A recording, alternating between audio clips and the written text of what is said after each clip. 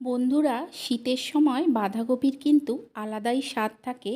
তবে শীত শেষ হয়ে যাওয়ার পর বাঁধাকপি খেতে কিন্তু অনেক সময় ইচ্ছে করে না।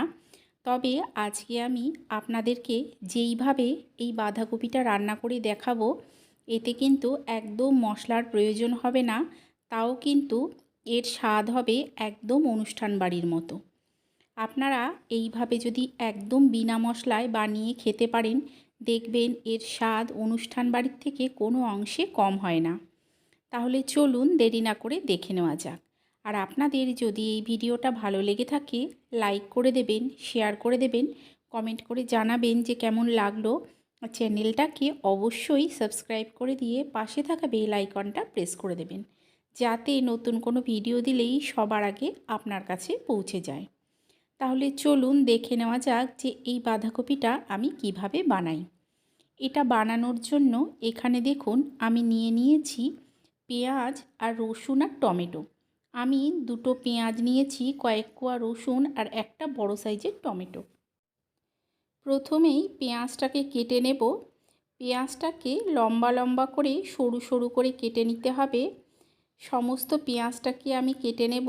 আমি যেই পরিমাণে বাঁধাকপিটা নিয়েছি তাতে এখানে বড় সাইজের একটা পেঁয়াজ আর ছোট সাইজের একটা পেঁয়াজ হলেই চলবে।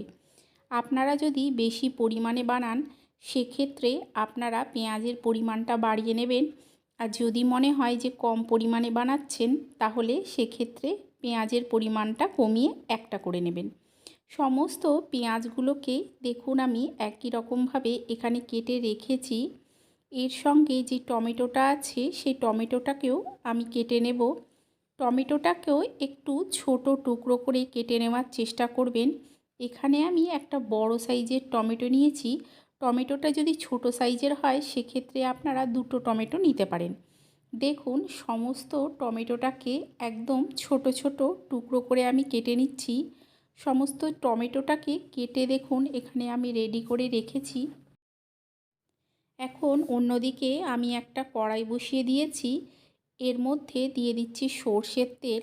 তেলটা যখন গরম হয়ে যাবে ফোড়নে দিচ্ছি দেখুন রসুনের কোয়াগুলোকে আমি থেতো করে নিয়েছি সেগুলো। সঙ্গে দিয়ে দিচ্ছি আলু।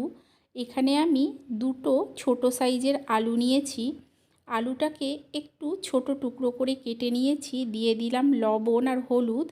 লবণ আর হলুদ দিয়ে সমস্ত আলুগুলোকে ভালো করে মিশিয়ে নেব। মিশিয়ে এটাকে আমি অল্প কিছুক্ষণ ভেজে নেব। দেখুন আলুটাকে আমি অল্প কিছুক্ষণ ভেজে নিয়েছি। এখন এতে দিয়ে দিচ্ছি কেটে রাখা পেঁয়াজগুলো। সমস্ত পেঁয়াজগুলোকে দিয়ে আলুর সঙ্গে মিশিয়ে আর কিছুক্ষণ ভেজে নিতে হবে। তবে খুব বেশি সময় ধরে কড়া করে ভাজার প্রয়োজন নেই। আর গ্যাসের ফ্লেমটা হাইতে করে ভাজবেন না, মিডিয়ামে করে এটাকে ভেজে নিতে হবে। কিছুক্ষণ ভেজে নিয়ে এতে দিয়ে দিচ্ছি দেখুন আমি বাঁধাকপি। এখানে আমি একটা ছোট সাইজের বাঁধাকপিকে কেটে নিয়েছি। কেটে ধুয়ে পরিষ্কার করে তারপরে দিয়ে দিলাম। সব বাঁধাকপিটাকে একসঙ্গে দিইনি, অল্প দিয়ে মিশিয়ে আবারও বাদবাকি বাঁধাকপিটা আমি দিয়ে নেব। সমস্ত বাঁধাকপিটাকে দিয়ে দিলাম স্বাদ অনুযায়ী লবণ, দিয়ে দিচ্ছি হলুদ আর দিয়ে দেব অল্প লঙ্কার গুঁড়ো। আপনারা যদি মনে করেন যে লঙ্কার গুঁড়োর পরিবর্তে কাঁচা লঙ্কা বাটা দেবেন তাও দিতে পারেন। নুনটা আর হলুদটার সঙ্গে দেখুন ভালো করে মিশিয়ে নিচ্ছি। ভালো করে মিশিয়ে নিতে হবে। মিশিয়ে নিয়ে আমি এটাকে ঢাকা দিয়ে কিছুক্ষণ হতে দেব। দিয়ে দিলাম কয়েকটা চিড়ে নেওয়া কাঁচা লঙ্কা। ঢাকা দিয়ে এটাকে আমি কিছুক্ষণ হতে দিয়েছিলাম। দেখুন বাঁধাকপিটা কিন্তু অনেকটা নরম হয়ে গেছে। এখন এতে দিয়ে দিচ্ছি কেটে রাখা টমেটোটা আর দিয়ে দিচ্ছি মটরশুঁটি। আপনাদের কাছে যদি মটরশুঁটি না থাকে না দিলেও চলবে। মটরশুঁটি ছাড়াও কিন্তু এই বাঁধাকপির রেসিপিটা খেতে ভীষণ সুন্দর হয়। ভালো করে মিশিয়ে অল্প একটু জল দিলাম, দিয়ে ঢাকা দিয়ে আরও কিছুক্ষণ হতে দেব। আরও কিছুক্ষণ পর আমি ঢাকাটা তুলে নিচ্ছি। দেখুন অনেকটাই কিন্তু জল বার হয়েছে। বেশি কিন্তু জল দেওয়ার প্রয়োজন হয় না। বেশি জল দিলে কি হয় বাঁধাকপিটা একদম নরম হয়ে ঘেটে যায়। এটা একটু ভাজা ভাজা হলেই খেতে ভালো লাগে। ভালো করে দেখুন মিশিয়ে নিচ্ছি।